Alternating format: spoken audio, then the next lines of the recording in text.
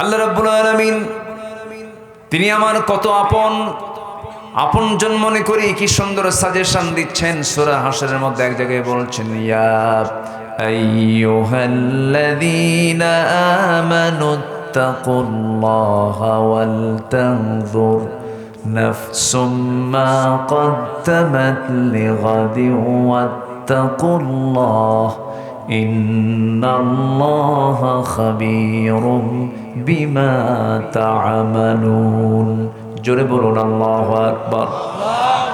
ঈমানদারেরা, তোমরা আমাকে ভয় করো, ওয়াল তানজুর, এবং লক্ষ্য রাখো আগামী দিনের জন্য তুমি কি নিয়ে আসতেছো আমার কাছে, কি প্রস্তুতি তোমার, কি প্রিপারেশন তোমার, কি তুমি প্রস্তুতি নিয়ে আমার সামনে আসতেছো, এই দিকে একটু লক্ষ্য করো।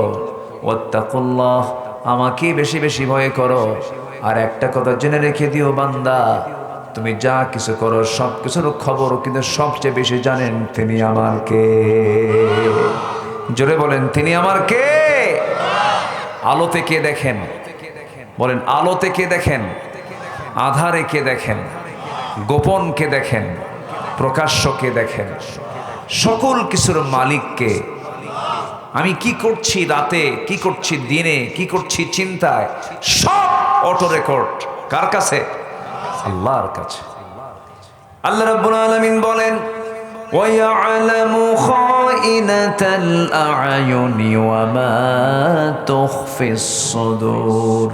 বান্দা, তুমি তোমার অন্তরে কি দানা বেঁধেছো? তোমার চক্ষু কি খেয়ানত করে? কোন দিকে তাকাও, কি করো?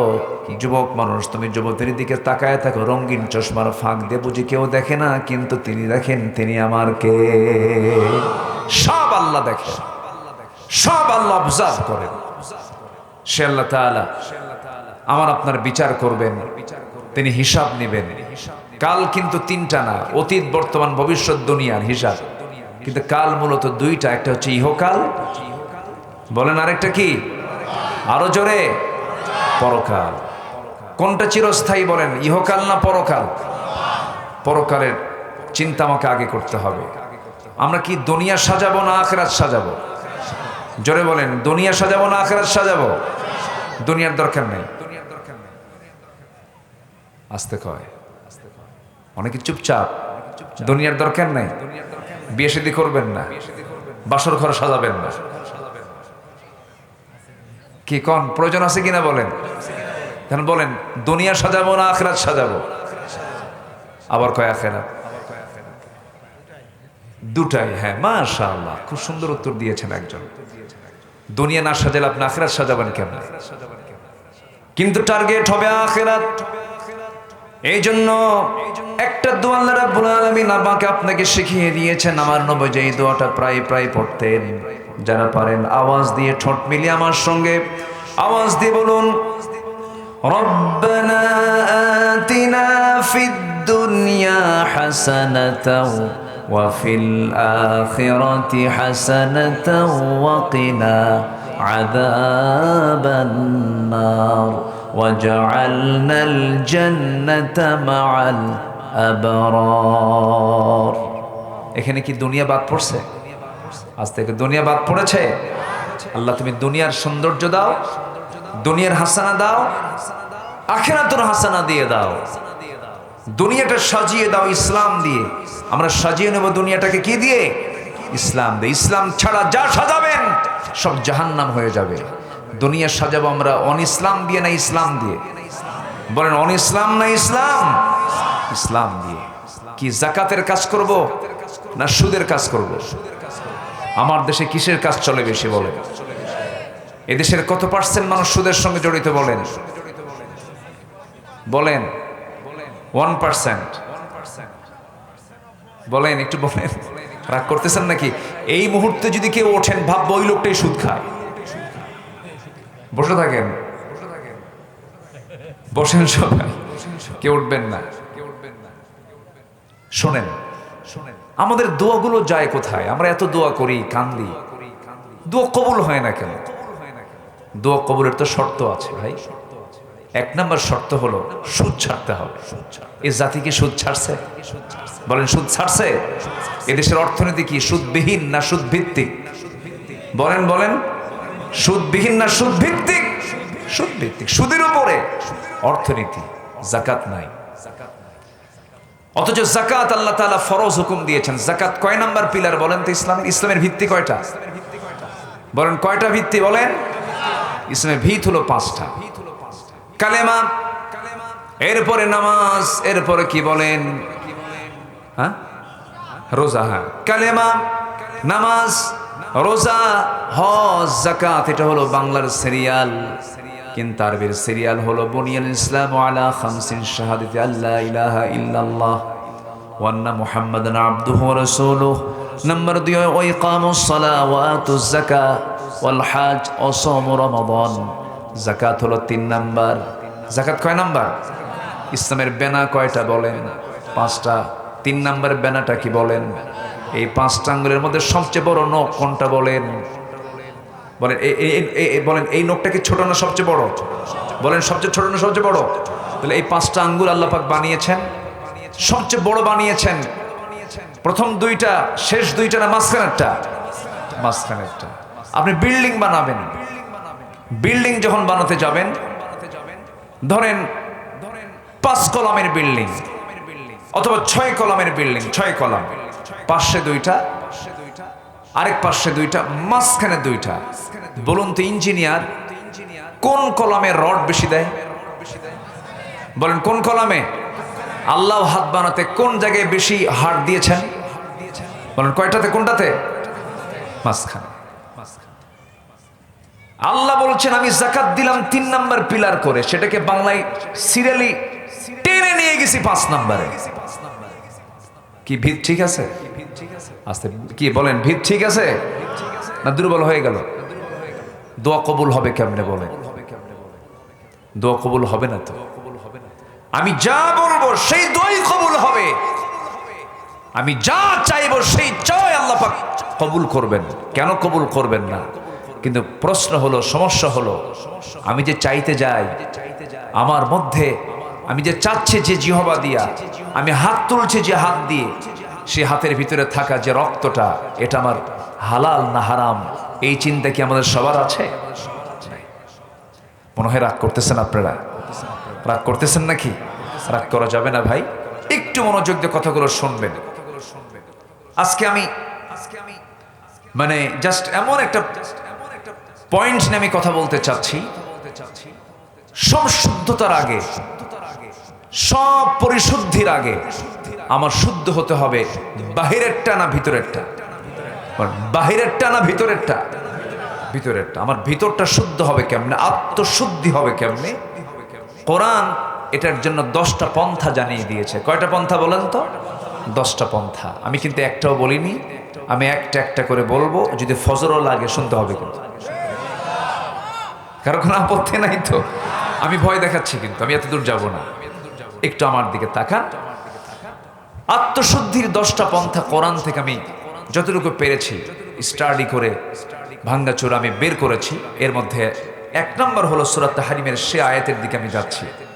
সূরা তাহরিমের 8 নম্বর আয়াত আল্লাহ রাব্বুল আলামিন ঈমানদারকে ডাক দিয়ে বলছেন, তোমরা যদি নিজের শুদ্ধতা নিয়ে আসতে চাও, নফসকে যদি ঠিক রাখতে চাও, 1 নম্বর কাজ হলো তোমরা তওবা করো। কার কাছে? আসতে বলুন, তওবা করো কার কাছে? আল্লাহর কাছে। তওবা মানে হলো নির্দিষ্ট কোনো দোয়া না। তওবা মানে নির্দিষ্ট দিনে নির্দিষ্ট রাতে গিয়ে চোখের পানি ফেলে কান্দার নাম কিন্তু তওবা না। তওবাটা হলো আমি চুরি করেছি, আর জীবনে চুরি করব না, এটার নাম কি? তওবা। আমি বিড়ি খাইছি জীবনে, বহু খাইছি, আর জীবনে খাবো না, এটার নাম কি? তওবা। বিড়ি খাওয়া তো সুন্নতে মুআক্কাদা। আসতে করে এই জাতি নামাজ বেশি পড়ে না বিড়ি বেশি খায়? বেশি জরুরি কোনটা, নামাজ না বিড়ি? বলেন, বিড়ি না নামাজ? এত বিড়ি এই জাতি খায়। কোন ভোট করতে গেলে আগে কোটি টাকার বিড়ির বাজেট করতে হয় প্রার্থীদের। তাহলে ভোট প্রার্থী যারা, এরাও কোন বেকায়দার আর যারা জনগণ যারা বিড়ি নেয় এরাও কোন বেকায়দার রাগ করতেছেন নাকি আপনারা? বিড়ি, এই জাতি সামান্য বিড়ির কাছে ইমান বিক্রি করে ফেলে। বাস্তব। আমাদের সময় নষ্ট করার কোনো সুযোগ নেই। যে ব্যক্তি সময়কে নষ্ট করবে এটা হত্যার চেয়েও অপরাধ বেশি। সময় নষ্ট করা যাবে না, একটা সেকেন্ড সময় আমরা নষ্ট করব না, বাজে কোনো কাজে যাব না, বাজে কোনো কথায় যাব না, সেই বান্দাই জান্নাত পাবে। জোরে বলেন সুবহানাল্লাহ। আল্লাহকে সময়ের বিচার নেবেন। কিসের বিচার করবেন বলেন? সময় দিয়েছিলাম। এই পৃথিবীর সেরা মানুষ মুহাম্মদ সাল্লাল্লাহু, তিনি বেঁচে ছিলেন কত বছর বলেন? 63 বছর। তিনি কি বিফল না সফল? ব্যর্থ না মহা সফল? সফল। সময় নষ্ট করেছেন, কিন্তু সময় নষ্ট করে ফেলি আমরা। কোন একটা ভুল কাজ হয়ে গেছে, সঙ্গে সঙ্গে তওবা করে নেব, চোখের পানি ফেলে ফেলে কাঁদবো। আপনি দুনিয়ার কারো কাছে কান্নাকাটি করবেন, আপনাকে সেই কান্নার মূল্য সে দেবে না। স্বামীর কাছে বউ কাঁদবে, বউ কান্নাকাটি করবে, স্বামী বলবে মেয়ে মানুষ এমন করেই কান্দে, মেয়েদের চোখের পানি এমনি এমনি চলে আসে, কোনো মূল্য আপনি পাবেন না। পুরুষ কাঁদবে, মহিলা বলবে পুরুষ মানুষের কেমন পুরুষ যে কান্দে চোখে পানি আনে। পৃথিবীর কেউ আপনাকে কান্নার মূল্য দেবে না, কিন্তু আপনি গুনাহ করেছেন। গুনার কথা কাউকে না বলে বেড়ায়া, গুনার কথা কারো কাছে না জানায়া, আপনি যদি এই গুনার জন্য অনুতপ্ত হয়ে, যে হৃদয়ে গুনাহ করার পরে যে দিলটা অনুতপ্ত হয় সেই হলো ইমানদার। যে ব্যক্তি গুনাহ করার পর অনুতপ্ত হৃদয়ে চোখের পানি ফেলে নীরবে নিভৃতে ঘরের কোণে বসে, মসজিদের কোণে বসে কাউকে না জানায় আল্লাহর কাছে বলবে, আল্লাহ যে গুনাহটা গতকালকে করেছি তোমার কাছে ওয়াদা করছি এই গুনাহ জীবনে আর কোনোদিন করব না। আল্লাহর কসম, ওই বান্দার সমস্ত গুনাহ আমার আল্লাহ মাফ করে দিবেন। জোরে কোন সুবহানাল্লাহ। এটার নাম তওবা। এটার নাম কি বলেন? তওবা, ফিরে আসা। আত্মশুদ্ধির এক নাম্বার পন্থা এটা। ভুল হবে না কেন ভাই? কেন ভুল হবে না? ভুল তো আমার হবেই, গুনাহ তো আমার হবেই। এই যোগ্যতা আল্লাহ পাক আমাকে দিয়ে পাঠিয়েছেন। ফেরেশতার গুনাহ করার যোগ্যতা নাই। ফেরেশতা কি বিয়ে শাদী করে? তার কি বউ বাচ্চা আছে? তো আমরা বিয়ে শাদী করি, বউ বাচ্চা আছে, কামাই টামাই করার আগে ভুল টুল হয়, কিন্তু ভুলের একটা মাত্রা আছে। আপনি থাপ্পড় মারলেন একজনকে, সে কি, তাকে কি ফাঁসি দেওয়া হবে? না। থাপ্পড় মারলেন, বেয়াদবির একটা হয়তো বা হালকা একটা বিচার হবে, কিন্তু আপনি থাপ্পড় না দিয়ে গুলি করলেন, দুটোই দোষ। দুই দোষ কি একরকম? না। আমার আপনার দ্বারা ভুল হবে, কিন্তু সেই ভুল হওয়া যাবে না যে ভুল হলে পরে আল্লাহ পাক সেই ভুলকে মাফ করবেন না। সেটা হলো কিছু কিছু কুফরি গুনাহ আছে, শিরকের গুনাহ আছে, বেদাতের গুনাহ আছে। এটা আমি একটু পরে বলবো, কোন কোন গুনাহগুলো আল্লাহ পাক মাফ করবেন না, আমাকে মনে করে দিবেন ভুলে গেলে পরে। আমি খুবই একটা আনন্দ পাচ্ছি, একটা বাতাস মনে হয় চালু হয়েছে না, চতুর্দিক থেকে একটা বাতাস মনে হয় ফিল হচ্ছে, একদম the gentle bridge is blowing, মানে খুব মৃদুমন্দ বাতাস আসতেছে। খুব গরম ছিল, বলি আলহামদুলিল্লাহ। আমাকে সময় দিচ্ছেন তো? নিজের ভিতরের আত্মশুদ্ধির 10 পন্থার মধ্যে 1 নম্বর পন্থা হলো তওবা করব কার কাছে? আসতে বলবেন, তওবা করব কার কাছে? আল্লাহর কাছে। আল্লাহ সবচেয়ে বেশি খুশি হন যখন বান্দা তওবা করে। বান্দা যখন ফিরে আসে, দুনিয়ার জিন্দেগি তাকায় দেখেন, বাবার 4 ছেলে, 4 ছেলের মধ্যে সবটাই ভালো, 3টাই ভালো, কোনো সমস্যা নাই, কিন্তু একটা একটু বেশি দুষ্ট। সেই বাবার টান সবচেয়ে বেশি কোনটার দিকে থাকে বলেন? বলেন কোনটার দিকে থাকে? দুষ্টের দিকে থাকে। 3টার দিকে তার কোনো নজরই নাই, কোনো খেয়াল নাই। কিন্তু ওই দুষ্ট ছেলেটা যে নামাজ পড়ে না, একটু বখাটে, দুষ্টামি করে, না জেনে কোথায় কি করে ফেললো, বাবার পেরেশান। বাবা বারবার খবর নাই, দেখতো কোথায় আছে, কি করতেছে। ওই যেটা সবচেয়ে বেশি দুষ্ট সেটার খবর রাখে, আর মনে মনে আল্লাহর কাছে বলে, আল্লাহ ওরে ভালো করে দাও। তেমনি বান্দার মধ্যে যে সমস্ত বান্দাগুলো ভুল করার পরে যখন তওবা করে আল্লাহর কাছে এসে বলে, আল্লাহ ভুল করে ফেলছে, তখন আল্লাহ পাক কেমন খুশি হন। ফেরেশতাকে ডাক দেন, ও ফেরেশতারা, এই বান্দাগুলো আমাকে দেখলো না, এই বান্দা আমাকে চিনলো না, এই বান্দা আমাকে কোরআনকে বিশ্বাস করে আমাকে মহব্বত করে আমার কাছে সে তওবা করে আমার কাছে জানান দিয়ে দিল সে আর গুনার কাছে যাবে না। ও ফেরেশতারা সাক্ষী থাক, এই সমস্ত বান্দার সমস্ত গুনাহগুলো মাফ করে আমি আল্লাহ জান্নাতের বাজেট পাস করে দিলাম। আমার নবীর সহিহ হাদিস, আত-তাইবু মিনায-যামবি কামান লা যামবা লাহ, যার তওবা কবুল হয়ে যায় তার পূর্বের জীবনের আর কোনো গুনাহ চুল পরিমাণ থাকে না। জোরে বলে সুবহানাল্লাহ। তওবা কি একবার না বারবার? আমার রাসূল সারা দিনে 100 বারেরও বেশি বার তওবা করেছে। ফাইন্নী আতুবু ফিল ইয়াউমি মিআত মাররা, আমি রাসূল নিজে সারা দিনে 100 বারেরও বেশি বার তওবা করি। রাসূল রাসূল রাসূল। আর আমার দেশের এক নেতা উল্লুক ভাল্লুক, টাঙ্গাইলের এক নেতা কয়, হুজুর আমার আমিন বলতে বলে, আমি আমিন কই না কেন, আমার কোনো গুনাহ আছে নাকি? শুনছেন না, জানেন না আপনারা? এর আগে হজ নেবাজে কথা বলেছিল, জিহ্বা টেনে ছেড়া দরকার ছিল এদের। হজ নিয়ে বলেছিল হজ হচ্ছে মুহাম্মাদের ব্যবসা, এই কথা বলেছিল। আবার কয়েকদিন আগে বলল, হুজুর আমার আমিন কই থেকে, আমি আমিন কই না কেন, আমার তো কোনো গুনাই না, আমি আমিন কব কেন? এই সমস্ত অসভ্যদের জুতা বেটা করা দরকার। কিছু জানে না, মূর্খ তো, মুখে যা আসে তাই বলে। সেই দিন আর নাই বাংলাদেশে। আল্লাহ রাসূলকে নিয়ে, কোরআনকে নিয়ে, ইসলামকে নিয়ে বাজে কথা বলবে, জিহ্বা টেনে ছিড়ব আমরা। রাজি আছেন কারা কারা? হাত উঁচু করে দেখেন মুসলমান। ইসলামের শত্রুরা হুঁশিয়ার সাবধান, হুঁশিয়ার সাবধান, ইসলামের শত্রুরা নারে তাকবীর। হাত নামান। রাগ করতেছেন নাকি? তওবা করব কার কাছে?